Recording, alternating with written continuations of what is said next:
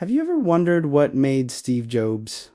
Well, Steve Jobs, how did one man known for his fiery temper and uncompromising vision completely revolutionize 6 different industries? We're talking personal computers, animated movies, music, phones, tablet, computing, and digital publishing. Today, we're diving deep into Walter Isaacson's incredible biography, Steve Jobs, to uncover the secrets behind the genius who gave us Apple.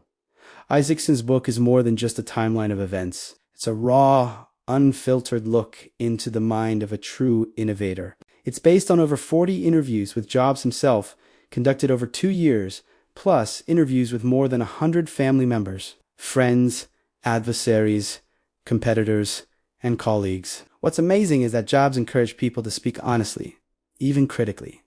He wanted the real story told, warts and all. Let's start at the beginning. Steve was adopted, and this was a fundamental part of his identity. His adoptive parents, Paul and Clara Jobs, were loving and supportive. His father, a machinist, taught him the importance of craftsmanship, even on the parts no one would ever see. This lesson in perfectionism would become a hallmark of every Apple product. Jobs grew up in what would later become Silicon Valley, a place buzzing with engineers and hobbyists. This environment was the perfect incubator for his budding interest in electronics. He was a bit of a rebel from a young age, smart but bored by traditional schooling. His life took a significant turn when he met Steve Wozniak, or was a technical wizard, a brilliant engineer who could build incredible things. Jobs was the visionary, the one who knew how to package Woz's creations and turn them into something people would desire. Their partnership was the perfect fusion of engineering and artistry. Together, in the Jobs family garage, they founded Apple. Their first big hit was the Apple II. It wasn't just a circuit board for hobbyists. It was a complete, user-friendly, personal computer. This was Jobs' philosophy in action: make technology accessible and elegant. He obsessed over every detail, from the look of the casing to the feel of the keyboard. The Apple II's success turned Apple from a garage startup into a major player in the tech industry. But with success came conflict. Jobs' intense and often abrasive personality clashed with the corporate culture that was growing up. Apple had this incredible ability to inspire people to do the impossible, something his team called his reality distortion field. He could convince anyone of almost anything. But he was also known for his brutal honesty and demanding nature. This led to the development of the Macintosh, a project he poured his heart and soul into. The Mac was revolutionary, introducing the graphical user interface and the mouse to the Mac. The famous 1984 Super Bowl ad, directed by Ridley Scott, perfectly captured its rebellious spirit. It wasn't just a computer. It was a statement. Despite the Mac's brilliance, its initial sales were slow, and the tension between Jobs and then CEO John Scully reached a boiling point. In 1985, in a stunning turn of events, Steve Jobs was forced out of the very company he had created. Can you imagine the feeling? It was a devastating public humiliation, but as Jobs would later say, it was one of the best things that could have ever happened to him. This wilderness period was incredibly productive. He founded Next, a company that built high-end computers for the education market. While Next computers weren't a commercial blockbuster, their operating system, Next Step, was years ahead of its time. It was powerful, elegant, and This technology would later become the foundation for Apple's modern operating systems. At the same time, he bought a little computer graphics division from George Lucas and turned it into Pixar.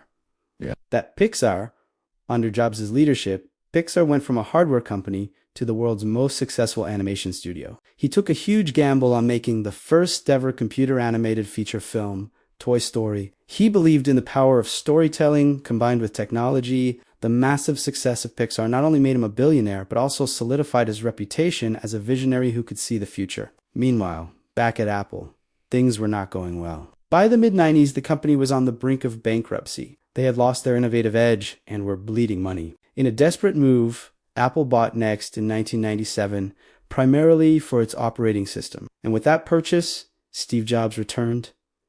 His comeback was legendary. He took the stage at Macworld and announced a partnership with, of all companies, Microsoft. The audience booed, but Jobs knew it was a necessary move for survival. He immediately streamlined Apple's chaotic product line, famously drawing a 4-quadrant grid, one for a consumer desktop, one for a pro desktop, and the same for laptops. Everything else was cut. He wanted to focus on doing just a few things, but doing them perfectly. This new focus gave birth to the iMac. It was an all-in-one computer that was stunningly beautiful, coming in vibrant translucent colors. The I stood for Internet, Individual, Instruct, Inform, and Inspire. It was a massive hit and signaled to the world that Apple was back. This was the beginning of an unprecedented string of successes. Next came the iPod in 2001.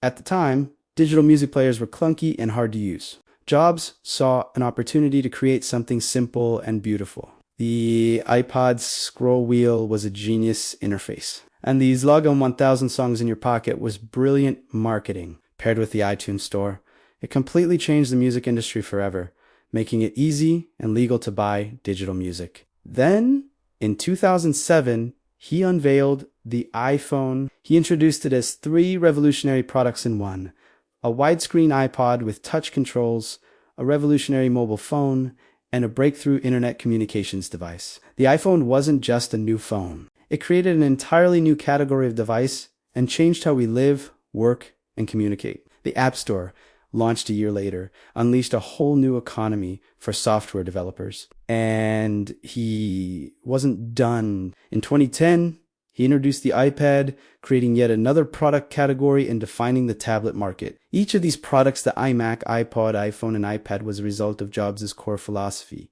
the integration of hardware, software, and services. He believed that to create the best user experience, you had to control the whole widget. Isaacson's biography doesn't shy away from Jobs' darker side.